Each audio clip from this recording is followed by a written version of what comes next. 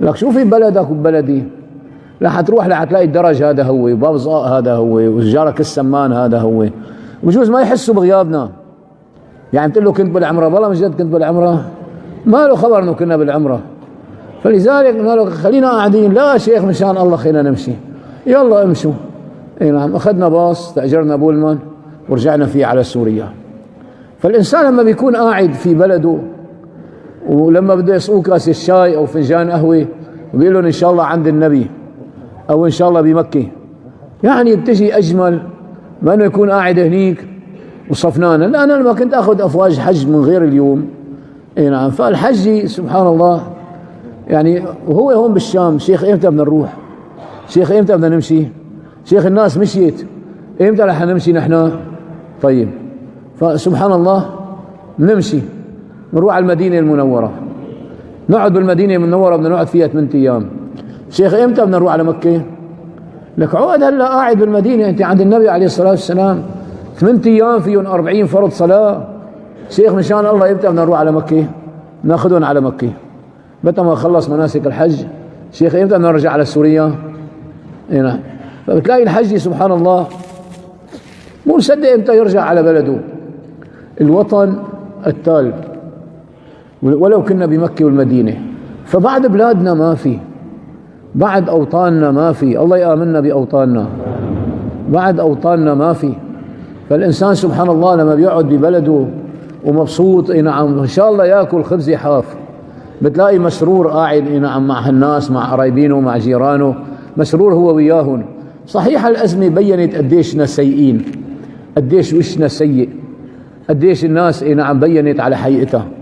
هذا طلع حرامي، وهذا طلع نصاب، وهذا طلع نعم تلاقي. يعني هلا إذا بتنسى موبايلك بقلب السيارة على التابلو، بتجي بتلاقي الشباك مكسور والموبايل طاير. نعم. فهالأمور هي سبحان الله اللي أصبنا فيها. يعني لازم كان إنه نكون إيد واحدة، ناكل من صحن واحد ونتقاسم خبزة واحدة. نعم. أما ما في شيء من هذا، ما في شيء من هذا، بالعكس الأمور نعم سبحان الله بتتطلب توعية من المشايخ. نعم. الكلام لما بيطلع من القلب بيصل على القلب، أما الكلام لما يكون محاضرة، الحمد لله ثم الحمد لله. نعم إخواني، نسأل الله سبحانه وتعالى لا ينام العالم. نعم. يا أما غفلوا، يا أما كل واحد صار يطلع على الثاني. نعم. يعني هلا الخطيب على المنبر شو عم يقدم لنا؟ خطيب على المنبر بيقول لنا خذوا كلام مثل الرصاص، نقول له خذ جناب مثل النحاس. والله لو بتموت ما حدا رادد عليك. مسكين بينزل له فتاء على المنبر فوق، عباد الله. بيطلع الزلمه من الجامع، شلون الخطيب؟ عندنا خطيب غير شكل. نعم. شو قال؟ شو بيعرفني شو قال، بس يعني خطيب. نعم. عندنا بالحاره نعم رجل كان قطاع طريق، فحواليه جماعه، اجى انسان على غير ديننا، لابس الجبه السوداء تبعه والطاقيه تبعه، كمشوا بالربوه، شلحوا المصاري اللي معه. بعد ما مشي قالوا له سيدي حمو هذا مو مسلم. شو الحكي؟ قالوا مو مسلم. تعالوا قول لا. اجا مالك مسلم انت؟ قالوا شو بدك بديني؟ انت مشلح، اخذت المصاري اللي معي، شو بدك بديني؟ قالوا لا بدك تسلم. لك اخي شو لك؟ قالوا بدك تسلم. يا بقيت لك. قال له بأسلم، شو بدي اقول؟ قال له شو بيعرفني؟ شو بيعرفني شو بدك تقول؟ هنا. فبتلاقي الناس سبحان الله لا فهمانة امور دينها، لا فهمانة عقيدتها، ولا فهمانة شيء. كان في عنا طالب شريعة على مذهب الإمام الشافعي، لما بتشتري شغلة بدك تقول له بيعني وبيعتك.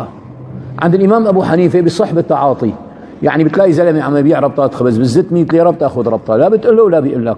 بصح عند أبو حنيفة. عند الإمام الشافعي لا، بدك تقول له بيعني بيقول لك بيعتك. فراح هذا الطالب الأجنبي وقف على فرن عنا بالشيخ محي الدين، وقف نعم، أعطاه مصاري، قال له بدي 2 كيلو خبز. قال له هات. قال له لا أنا سأقول بعني، أنت ستقول بعتك. بعني 2 كيلو خبز. لك هات. قال له لا أنا أقول بعني، أنت تقول بعتك. أنا أقول بعني، أنت تقول بعتك. قال له بعتك. نعم. أعطيني هات المصاري. فالناس ما اعتادت الأخذ والعطاء بالنسبة إيش يعني البيوع. هلا بتعرف إنه الخروف ما بيجوز شراؤه بالميزان، ما بيصح شراؤه بالميزان، لأنه في قرون، في نعم جلد، في بقلب منه وسخ، في له حوافر. هذا حق الكيلو 1600 ليرة. ما بيصح هيك بهالشكل.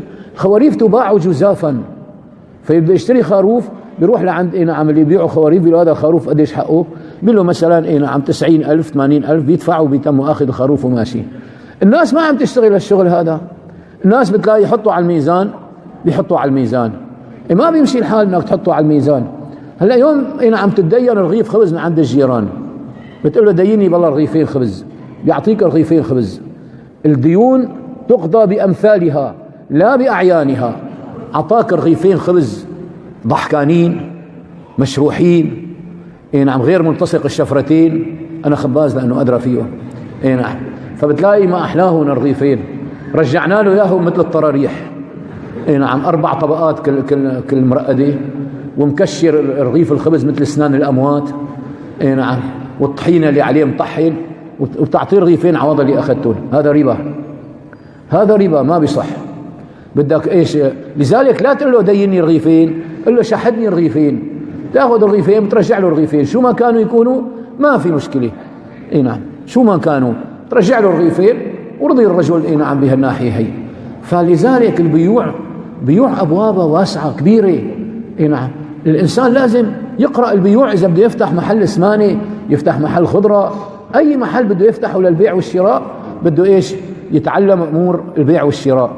هلا كان شيخي يقول لي يا ولدي، اذا حدا سب ابوك سب ابوه، لا سب ابو امه، هذا ربا. سب ابوك سب ابوه. اي نعم. ايه، فلذلك قال لي سب ابي سب ابوه. اي نعم. اما انه والله اي نعم انه ابو امه لا، صار في زياده، والزياده ربا. اي نعم. سبحان الله، يعني لما الله سبحانه وتعالى اكرمني بالهدايه وبالتوبه، اي نعم، ومشيت المشوي الحلوه والحي كلياته. هلا انا خطيب جمعه في جامع الحنابلة. جامع الحنابلة عنا مثل الاموي، اي نعم، بس بالنسبه لنا اي نعم بركن الدين والصالحيه، جامع كبير جدا. فبخطب فيه الجمعه. اول درس سويته فيه قلت له اتمنى لو اني ما درس بالجامع الحنابلة، لانه حارتي. هلا بس اطلع من الجامع شو بيقولوا لبعضهم؟ تعال شايف الشيخ، شايف الشيخ هذا؟ هلا بس يروح بحكي لك عليه. إيه. فسبحان الله، يعني قلنا له الناس بدهم يحكوا علي. إيه نعم. فيا ريت انه قلنا له الوزير ما حطني بهالجامع. بس سبحان الله، يعني الناس اخذوني قدوه. إيه نعم، ومشي وراي، وفي محبه كبيره منهم، والجامع عم يتعبى مثل اخواننا. هلا هيك تلاقيهم واقفين، وبرا بتلاقي مادين حصر وقاعدين، إيه نعم، عم يسمعوا خطبه الجمعه. مره كنت بقريه، هي القريه سبحان الله يعني بدنا نصلي فيها صلاة العيد، فالناس بتصلي العيد وبتمشي، ما بتحضر الخطبة. لما لقيته اللي حيمشوا فرد نطة، صرت على المنبر، قلنا له لإخواننا خطبة الجمعة 4 دقائق، إذا 5 دقائق روحوا. والله وقفوا، اللي كما شطوبة الباب بإيده، واللي تم مقرفص، واللي وقف، واللي قاعد. قلنا له هلأ نحن رح نروح على بيوتنا، نحط هالأكل وناكل نحن ونسائنا وبناتنا وأولادنا، أعراضنا مستورة، ومعنا اي نعم أكل طيب ظريف، وما صاير علينا شيء. تذكروا انه في ناس على أبواب السفارات عم تبكي على أولادها، تذكروا انه في ناس أولادها مفقودة، تذكروا انه في ناس ما معها تاكل، تذكروهم هدول. وبعد ما بتتذكروهم أبا عيد مثل ما بدك، انصرفوا راشدين. فز واحد من نص الجامعة اللي والله لا اشتكي عليك للأوقاف، بقى أنا أجي من آخر البلد مشان أحضر خطبة 4 دقائق بس، بدي أني طولها؟ لا، يعني خطبة الجمعة كلمتين بت ولا 10 لت. اي نعم. فبيحطونا تكايات بالجامع مشان نغفل وننام، فبتلاقي نحن قاعدين اي نعم عم نكبي. مرة بعت شيخ محلي على جامعي، وانا رحت على جامعه، والله فت على الجامع لعنده، طلعت على المنبر، قلنا له السلام عليكم ورحمة الله، كان قلت لهم تصبحوا على خير، لك كلهم ناموا، الدنيا صيف وجامع حجر أزرق وأيام حصاد والناس تعبانة نعسانة، كله غفل. اي والله. وانا تميت قعدوا بعدين فتحوا، خير ان شاء الله، شوفي الشيخ ما حكى. قلنا له انتم ما بدكم جامع، انتم بدكم فندق، اعتبارا من الجمعة الجاية ما في شيخ يخطب عنكم من الشام، بدنا نحوله على غير بلد يخطب فيها. يا شيخ يا شيخ انتم خليتوا فيها شيخ.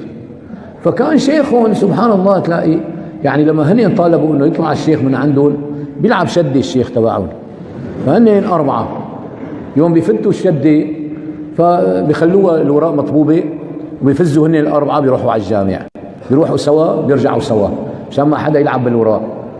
وبيقول لهم الشيخ خذوا من أقوالنا ولا تتبعوا أفعالنا. ما بيمشي الحال. الناس مثل ما عم تشوف، مثل ما عم تسمع الموعظة عم تشوفنا شو عم نشتغل.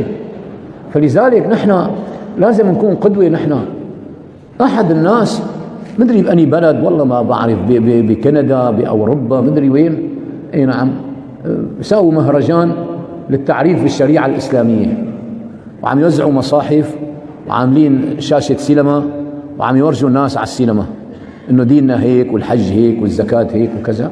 فاجا رجل اجنبي قاموا هدوه مصحف، قال له هي مصحف هدية مشان انه اي نعم بالنسبة لك يعني تتعرف على الاسلام. قال له انا بعرف الاسلام اكثر ما تعرفوا انتم، دينكم دين صدق ودين اخلاص ودين محبة ودين ما في احلى منه. دينكم اي نعم هو الاخلاق بذاتها، اما انتم ما لنا شايفين شيء من دينكم، كذابين نصابين حرامية، بتحبوا الغني وبتكرهوا الفقير. اي نعم ما بناخذ منكم كلمة صدق، فلذلك لا بدنا انه نسمع منكم ولا بدنا نفهم عليكم شيء، نحن بنعرف دينكم اكثر ما تعرفوا انتم. وتموا طالع. صارت الناس تعرف. مرة كان عندي انا طالب راح على رومانيا يشتغل، بنته لصاحب المحل بتشوفه لا بيشرب خمر ولا بيزني ولا بيكذب ولا بيسرق. قالت له أنت قديس؟ قال لا لا أنا مسلم. ما في صوت؟ صوت واضح بس قربوا يا ريت. ايوه لأنه مشان تمضى ليلتي على خير. اي نعم. هلا بتقول لي اي نعم وين كان الصوت؟ بقول لها الشيخ اللي ما اي نعم. والله إذا الحج فوق سيدي ما وصل الصوت واطي. الله الله. معناته هلا اي نعم الحجة سبحان الله ترفع ايديها بتدبنا دعوة اي نعم غير شكل. شو كنا عم نحكي نحن؟ نعم على رومانيا. فالشاب هذا قالت له أنت قديس؟ قال لا أنا مسلم. قالت له بدي أنزل على سوريا بدي أشوفك، إذا هيك دينكم بسوريا بدها تشهد أن لا إله إلا الله وأن محمدا عبده ورسوله، تأسلم وأعقد له عقد. قال له بجيب شيخي بيعقد لك. فأجل عندي على جامع الحاجبية قال لي يا شيخ يا ريتك إنه إيه نعم تجي معي مشان تلقنا الشهادة وتعقد لي عليها. رحت والله تطليعة عيونها عند مشايخنا ما لقيتها، قد ما في صفاء بعيونها سبحان الله. جاي على الإسلام باندفاع، حاجة تعلي الإذاعة، جاي على الإسلام باندفاع هنا. فلذلك سبحان الله يعني الناس هذول. مرة اجاني واحد مرحبا شيخ، قلت له أهلين، قال مرته مسيحية أسلمت. قلنا له يا سلام. قال لي بس عم تقطش بالصلاة، يا ريتك تروح معي تحكيها شي كلمتين. قلت له أنت بتصلي؟ قال لي لا والله. قلنا له شو بتشتغل؟ قال حلاق نسواني. على أحلى وأحلى. اي نعم. وبدك إياها تصلي، لكن بدك إياها تصلي. كون قدوة حسنة إلها، ورجيها الدين. هلا جزر الملايا شلون فات الإسلام عليها؟ ماليزيا وأندونيسيا والبلاد فات الإسلام عن طريق التجار. نحن هلا ما يروحوا تجارنا لهنيك لحتى إن عم الناس تخرج من دين الله أفواجا. هنا بتلاقي معظم التجار بيروحوا على الصين بيعطوهم مصاري، بيقول له جيب لي نزل لي بضاعة حط لي عليها ميد ان جرماني، ميد ان انجلند، ميد ان كذا جابان. اي نعم. وهي صناعة صينية، بتجيبها المسجلة او فرامة اللحمة بتحطها بالكهرباء وبتشعل. اي نعم. ليش تشعل؟ لانه مو مهيئة انه تشتغل. فهدول سبحان الله بتلاقي ايش يعني الشغل للآخرة، اللي بده يشتغل لآخرته بده يتفضل بأغراضه، بده يجهز حاله. اخواننا فتح غمض صرنا هنيك، واذا وصلنا على الأخير على الآخرة والله مصيبة، مشكلة كبيرة. اي نعم. وما في هنيك بقى لا مين يشفع عنا. والولد قال له يابا بدي حسنة، قال له حسنة بإلنا، إذا بدك سيئات روح جيب جرافي وتعال حمين قد ما بدك، أما حسنة مالي عاطيك. اللي أنت عم تندب عليه أنا عم أبكي عليه، ما بيعطيني حسنة. وهالزوجة اللي كنت أخذها اي نعم على أحسن دكاترة وجيب لها دواء التهريب. اي نعم. بتلاقي بقول لها بنت حلال بدي حسنة، أنا حسنة روح ما في. يوم يفر المرء من أخيه وأمه وأبيه وصاحبته وبنيه ما بتعطيني شيء. وانا لما بحتاج لاقي حب دواء بروح على الصيدليه بقول له اعطيني حب التهاب احمر واسود، عم صار حب الالتهاب بالالوان. اي نعم. فلذلك بتلاقي بتدلل المرأة وبتدلل الاولاد، وعلى الاخره ما بتشوف منهم شيء. لازم واحدنا يضبط اغراضه، يجهز حاله. على غفله طلع اسمك طلع اسمي. مره عم اقول بالجامع بخطبه جمعه فلان الفلاني هو مصلي قاعد بالجامع، حاضر امشي، بعد جمعه مات. اي نعم. نالوا نرد. اي نعم. انه اذا كان مثلا نادوا منادي علينا، فاذا نادونا باسم نفذ واحد شيخ موجه عليك الله لا يجيب اسمي. خايف انه اذكر اسمه يوم يموت. اي نعم. شو دخل؟ اي نعم. يعني ان ذكرنا اسمك او ما ذكرنا اسمك، اذا طلع اي نعم صار موعد انك تمشي بدك تمشي، ما في مجال. فجهزوا حالكم وضبطوا اغراضكم، لانه اذا مشينا نتبهدل. انا مني واحد الناس اللي قاعد اخطب عليكم والله زواتي مفشكله كلها مثل دفتر السمانه كله شخويط، لهلا ما اعرف ضبطها. تعرف يوم بدي ضبط زواتي لا اي نعم لاصرخ صوت وساوي مولد وعيط واروش انه ضبطت الزواده. كان في واحد عندنا بالحي اي نعم ببيع مسبحه وفول، فقلنا له شو حجي؟ قال لي جاهز انا كل شيء مجهزه، لا عندي بر والدين، لا عندي صلاه قضاء، لا عندي صيام قضاء، جاهز للمشي. اي نعم. بعد سبحان الله بعد كم شهر مريت قالوا وين الحجي؟ قال والله مشي. قلت الله يهنيه، والله اي نعم انا ما امشي زواتي مو ظريفه. فلذلك اخواننا وهالدين هان لا تغرك لحيه ولا تغرك لفه ولا تغرك طاقيه بيضاء، ما بيمشي حالهم. بدي المعامله شلون؟ يوم شيخنا تخرجت لبسني لفه بايده قال لي يا ولدي لا تكبر لفتك، لانه جماعتنا لما بيسبوا اكبر لفه، خلي لفتك صغيره. قلنا له حاضر سيدي. فمره كنت بمكه خانه اي نعم الشيخ تبع اللي اخذ معه فوج العمره مع رجل، قام ذاك سب احسن شيخ. قلت مو انا سب احسن شيخ مو انا. غطيت راسي بالاحرام وتميت نايم. لو سب المشايخ كنت بقول شملني، بس احسن شيخ مو انا. اي نعم. فاكبر لفه واطول لحيه. كانت امي الله يرحمها تقول عندي ولد شيخ لفته هالقد، لك امي والله لفتي هالقد، دقنه هيك له، لك امي والله دقني خفيفه. اي نعم.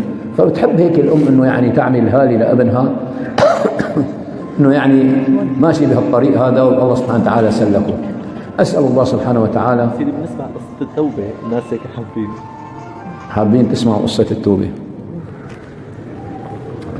لعلنا ان شاء الله ساعه استجاب فيها الدعاء ان شاء الله يا رب، ويتوب الله علينا جميعا. امين. كنت اي نعم سبحان الله يعني نحن 13 اخ وابن عم، انا الادمي فيهم، انا اللي ضايع حقي بيناتهم. فسبحان الله يعني نعم مره نزل حرامي على بيتنا، لحقناه نحن الكل، قام شرح الصباط وهرب، اخذنا الصباط تبعه. اي نعم. فالله سبحانه وتعالى اكرمني، كنت عيالي اضربها بالطريق، نكون ماشيين اي نعم اخبطها بقفا ايدي تلاقي مسكينه تصير تبكي. ما في رحمه. فيوم بيوم وانا نايم اي نعم بالبيت رايت فيما يرى النائم اني اساق الى جهنم بالسلاسل بالجنازير، جنازير بايدي برقبتي بخصري برجلي، بس الرؤيا كانه حقيقه. يعني ارتعبت رعبه ما بعد رعبه، كاني فعلا اساق الى جهنم. فزديت لقيت حالي بالفرشه، بلشت نطوت بالفرشه، كيفت وكنت عم اقول له يا رب اذا بتطالعني من هون ما عاد اعمل شيء، يا رب اذا بتطالعني لعيش مثل ما عاشوا الصحابه الكرام، يا رب اذا بتطالعني ما بيحق لي يوم القيامه اقول لك ربي ارجعون، لانه بتكون رجعتني وانا ما صدقت. وفزيت لقيت حالي بالفرشه، ونزلت مباشره على جامع الحنابله اللي هلا بخطب فيه الجمعه. فت على جامع الحنابله بطلوا يصلوا.